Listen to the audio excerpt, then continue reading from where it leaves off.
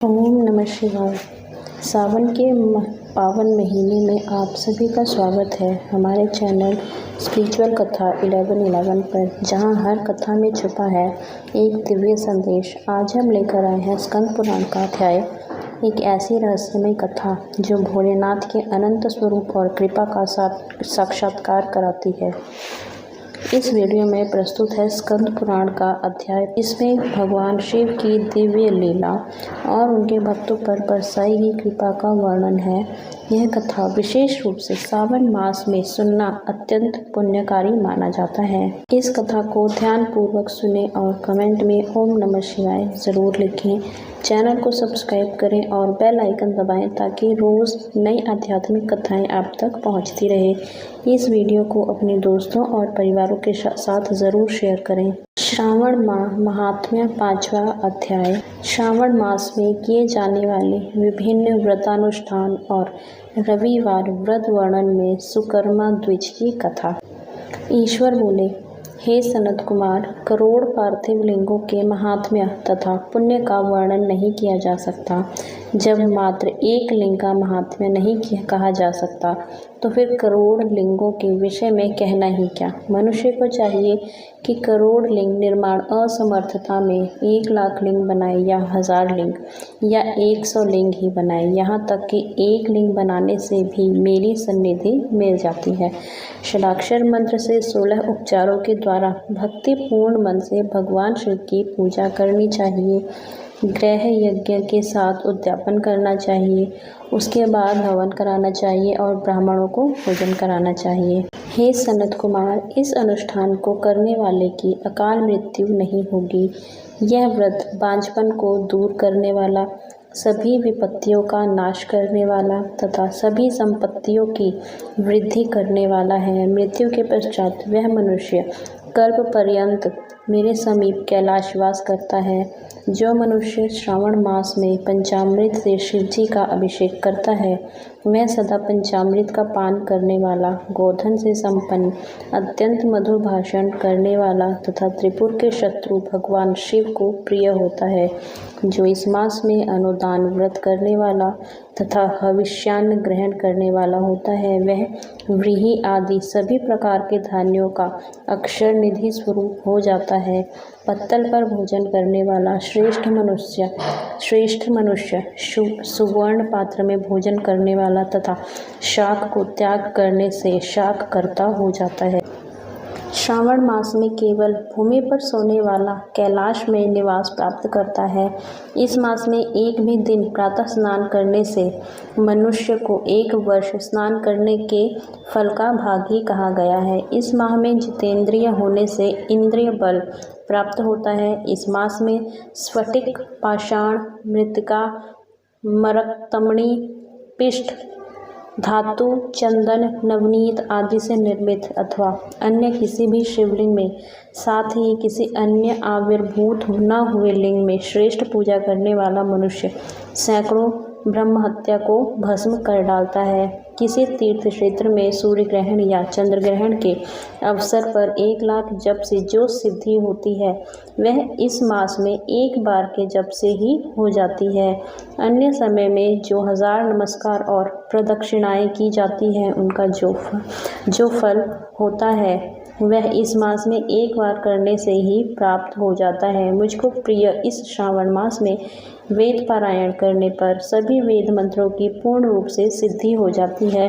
श्रद्धा युक्त होकर इस मास में 1000 बार पुरुष सूक्त का पाठ करना चाहिए अथवा कलयुग में उसका 4 गुना पाठ करना चाहिए अथवा वर्ण संख्या का 100 गुना पाठ करना चाहिए अथवा वह करने में असमर्थ हो तो आलस्यहीन होकर मात्र 100 पाठ करने चाहिए। ऐसा करने वाला मनुष्य ब्रह्म हत्या आदि पापों से मुक्त हो जाता है, इसमें कोई संदेह नहीं है। गुरु पत्नी के साथ संसर्गजन्य पाप के लिए यही महान प्रायश्चित है। इसके समान पुण्यप्रद, पवित्र तथा पाप नाशक कुछ भी नहीं है।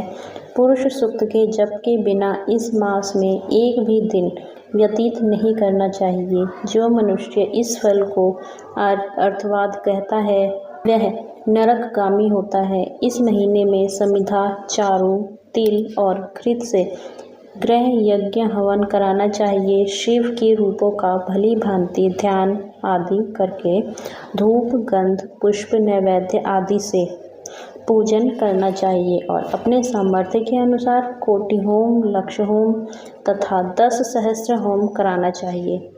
व्याहृतियों ओम भुव, ओम भुवः, ओम स्वः के साथ तिलों के द्वारा भी यह गृहयज्ञ नामक होम किया जाता है। हे सनत कुमार, इसके बाद अब मैं वारों के व्रतों का वर्णन करूँगा, आप सुनिए। हे अनग, उनमें सर्वप्रथम मैं आपको रविवार का व्रत बताऊँगा। इस संबंध में लोग एक प्राचीन इतिहास को कहते हैं। प्रतिष्ठानपुर में सुकर्मा नामक एक द्विज था। वह दरिद्र, कृपण तथा भिक्षावृत्ति में लगा रहता था। एक बार वह धान्य मांगने के लिए घूमते घूमते नगर में गया। उसने किसी एक गृहस्थ के घर में मिलकर रविवार का उत्तम व्रत करती हुई स्त्रियों को देखा। तब उसे देखकर वे स्त्रियां परस्पर कहने लगीं कि इस पूजा विधि को शीघ्रता पूर्वक छिपा लो। इस पर वह विप्र उन स्त्रियों से बोला, हे श्रेष्ठ स्त्रियों, आप लोग इस व्रत को क्यों छिपा रही हैं? समान चित्त वाले सज्जनों के लिए परमार्थ ही स्वार्थ है। मैं दरिद्र तथा दुखी हूँ। इस श्रेष्ठ व्रत को सुनकर मैं भी इसे करूँगा, अतः आप लोग इस व्रत का विधान व फल अवश्य बताएं। स्त्रियां बोली, हे द्विज, इस व्रत के करने में आप उन्माद तथा प्रमाद करेंगे अथवा भूल जाएंगे अथवा इसके प्रति अभक्ति या अनास्था रखने लगेंगे, अतः आपको यह व्रत कैसे बताऊं? उनकी यह बात सुनकर उनमें जो एक प्रौढ़ा स्त्री थी वह उस ब्राह्मण से व्रत तथा व्रत की विधि बताने लगी। हे ब्राह्मण, श्रावण मास के शुक्ल पक्ष के प्रथम रविवार को मौन होकर उठ करके शीतल जल से स्नान करें। उसके बाद अपना नित्य कर्म संपन्न करके पान के एक शुभ दल पर रक्त चंदन से सूर्य के समान पूर्ण गोलाकार 12 परिधियों वाला सुंदर मंडल बनाएं। उस मंडल में रक्त चंदन से संज्ञा सहित सूर्य का पूजन करें। उसके बाद घुटनों के बल भूमि पर झुककर 12 मंडलों पर अलग अलग रक्त चंदन तथा जपा कुसुम से मिश्रित अर्घ्य श्रद्धा भक्ति पूर्वक सूर्य को विधिवत प्रदान करें और लाल अक्षत, जपा कुसुम तथा अन्य उपचारों से पूजन करें। उसके बाद मिश्री से युक्त नारिकेल के बीज का नैवेद्य अर्पित करके आदित्य मंत्रों से सूर्य की स्तुति करें और श्रेष्ठ 12 मंत्रों से 12 नमस्कार तथा प्रदक्षिणाएं करें। उसके बाद 6 तंतुओं से बनाए गए सूत्र में 6 ग्रंथियां बनाकर देवेश सूर्य को अर्पण करके उसे अपने गले में बांधें और पुनः 12 फलों से युक्त वायन ब्राह्मण को प्रदान करें। इस व्रत की विधि को किसी के सामने नहीं सुनना चाहिए।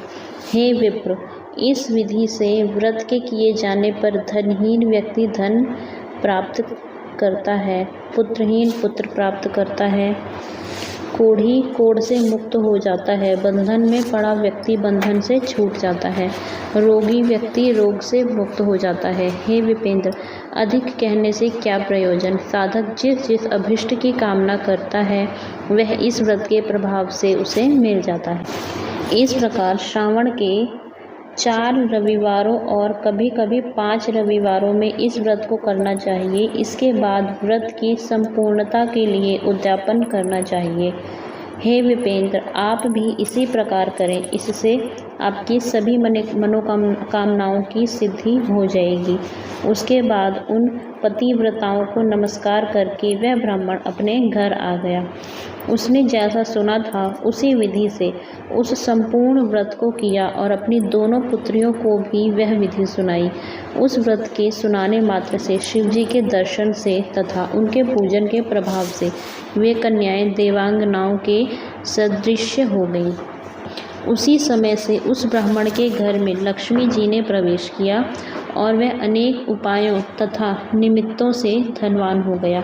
किसी दिन उस नगर के राजा ने ब्राह्मण के घर से होकर राजमार्ग से जाते समय खिड़की में कड़ी उन दोनों सुंदर तथा अनुपमेय कन्याओं को देख लिया। तीनों लोकों में कमल, चंद्रमा आदि जो भी सुंदर वस्तुएं हैं, उन्हें वे दोनों कन्याएं अपने शरीर के अवयवों से तिरस्कृत कर रही हैं।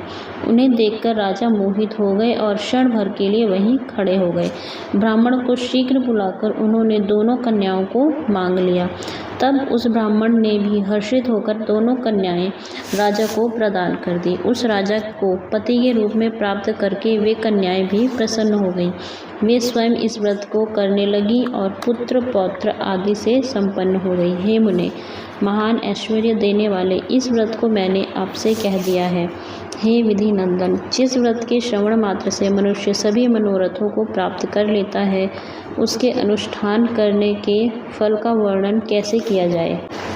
इस प्रकार श्री स्कंद पुराण के अंतर्गत ईश्वर सनत कुमार संवाद में श्रावण मास महात्म्य में प्रकीर्णक नाना व्रत रविवार व्रतादि कथन नामक 5 अध्याय पूर्ण हुआ। हर हर महादेव। यदि आपको यह कथा भाव विभोर कर गई हो तो इसे लाइक और शेयर ज़रूर करें। ऐसे ही पवित्र प्रसंगों और धार्मिक कथाओं के लिए जुड़े रहें हमारे साथ। स्पिरिचुअल कथा 1111 पर अगली कथा में फिर मिलेंगे एक और अद्भुत अध्याय के साथ। तब तक के लिए जय शिव शंकर।